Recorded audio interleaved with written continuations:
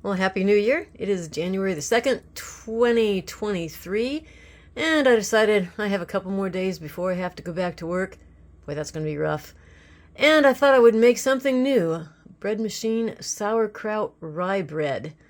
Cup of sauerkraut, 3/4 cup warm water, some molasses, butter, brown sugar, caraway seed, salt, rye flour, bread flour, and then, I didn't get out my yeast and dough conditioner. Need to do that.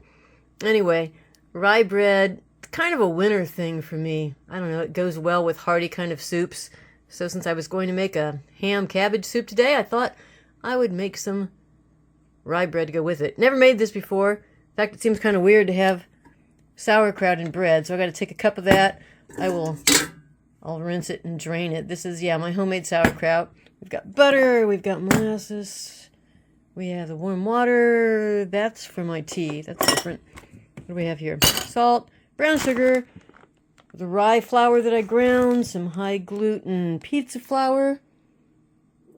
Yeah, that should be everything. We'll get started. Okay, there's my cup of sauerkraut. Dump it out. You can see where that would be way too salty if I didn't rinse it and drain it. I know it's an ugly color, but hey, it's going to be mixed up in the bread. Well, those are the wet ingredients. Now I will add the flour. I won't put all the flour in right away. I'll mix it and see if I don't want it to be too dry. Okay, so the flour, and then on top of the flour, I will put the... Oh, wait. When do I throw the sauerkraut in there? Where'd my sauerkraut go? I mean, that would be pretty bad. Sauerkraut rye bread, and I left out the sauerkraut, and then it would just be... Well, it would just be rye bread. All right. Now those are the wet ingredients. Now I will put in the flours, and then on top of the flour, the yeast, the salt, caraway seed, and the dough conditioner. All right, everything is in there. Well, only 2 of the 3 cups of flour. I'll let it mix a bit first and see.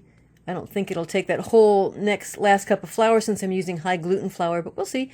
You could leave the caraway seeds out. To me, it doesn't really taste like rye bread without the caraway seeds. Used to not be a fan, but I'm getting used to it. You could make it pumpernickel by adding, I don't know, a couple tablespoons of cocoa powder. Not hot cocoa powder instead of the caraway. But, I have some pumpernickel bagels I want to make here sometime. So I'll leave the cocoa powder for that.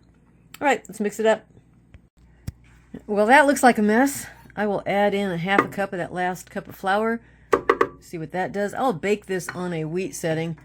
Probably would have been a good idea to just let the flour soak up the liquid for a while first, but I'm in a hurry, so I'm not going to do that. Dough with rye flour will not make a nice smooth ball. I mean, it's going to be kind of sticky. I'm thinking still maybe just a couple more tablespoons of flour. It does look pretty, see how it doesn't really stretch as much. That is sticky. Just a little bit more. This is a 1.5 pound loaf instead of the 2 pound loaves I usually make. Normally my breads in the bread machine take, 3 plus 1 3/4, 4 3/4 cup flour. This only took about 3 cups of flour, so it's not as big a loaf. Looks okay, smells okay. I'm going to have to let the crumb set, let it cool off a bit before I slice into it. And it was almost cool enough to cut. Take a side look at it. Yeah, it looks pretty nice. Let's put some butter on it and see what it tastes like. And this is good. Surprisingly, you can actually sort of taste the sauerkraut. It makes it seem a little bit like a sourdough bread. This will be great with soup or with a good strong cheese. So, hey, I am happy with this. And I used up a little bit of my sauerkraut. Till next time.